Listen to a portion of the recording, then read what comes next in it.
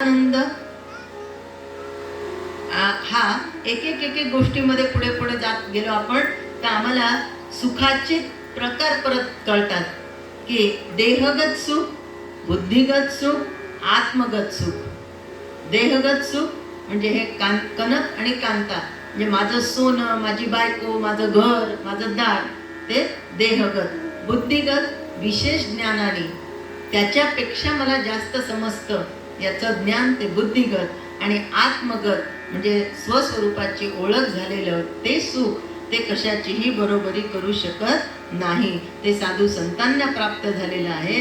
ते जर आम्हाला प्राप्त करून घ्यायचं असेल तर आम्हाला विषयानंद सोडून द्यावा लागणार आहे आणि आम्हाला ब्रह्मानंदाच्या ठिकाणी वृत्ती स्थिर करण्यासाठी अंतःकरणात, हृदयात, आत्म्यात अज्ञानामुळं जे जीवाला विषयाचं सुख वाटतं. बरं, एक उदाहरण देऊनच जाते. तीनदा इथपर्यंत आलं, तीनदा त्याला मध्ये ढकललं, परत ते बाहेर येत आहे, सांगूनच जाते. समजा तुमच्यापैकी एखादीला गुलाबजाम खूप आवडले आणि एखाद्याने वाढले. आता तुमची आधी इच्छा होतीच, मला आज गुलाबजाम खायला मिळावे, आणि बरोबर तुमच्या समोर आले. आधी 3 गुलाबजाम खाल्ले 3 गुलाबजाम. किती आनंद झाला, खूप आनंद झाला. खायची इच्छा होती, मिळाले, खूप आनंद झाला. मग तुम्ही बोलून दाखवलं, बाई मला ना सकाळपासून आज वाटतच होतं गुलाबजाम खायला मिळावे. मिळालेच बाई, तुमच्याकडे आले की मिळाले. हो का, खरंच? अहो घ्या, मग अजून 3 घ्या. नाही हो, नको, पण ते 3 पाहिजे होते. आता किती खाल्ले हो गुलाबजाम? मोजतीये बरं का, मी वाईट काम नाही करत आहे. ते पुढं त्याचं काय सांगायचं त्याच्यासाठी गुलाबजाम मोजतीये. नाही तर ती म्हणाल, बाई आमचं खाणं उचकून काढायला या. तर तसं नाही बरं का.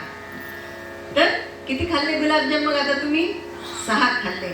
आता तुम्ही परत गुलाबजामचं कौतुक केलं, बाई काय छान जमले हो, परवा मी केले तर जमलेच नाही. आमची पिंटी आली होती, तिच्या नवऱ्याला फार आवडतात म्हणून केले, तर बाई असा गोट गोळा झाला होता, तुमचे फार छान झाले. ती म्हणली, बाई आज माझ्या कौतुक करायला लागली, आणखी 3 घे. आता किती खाल्ले हो?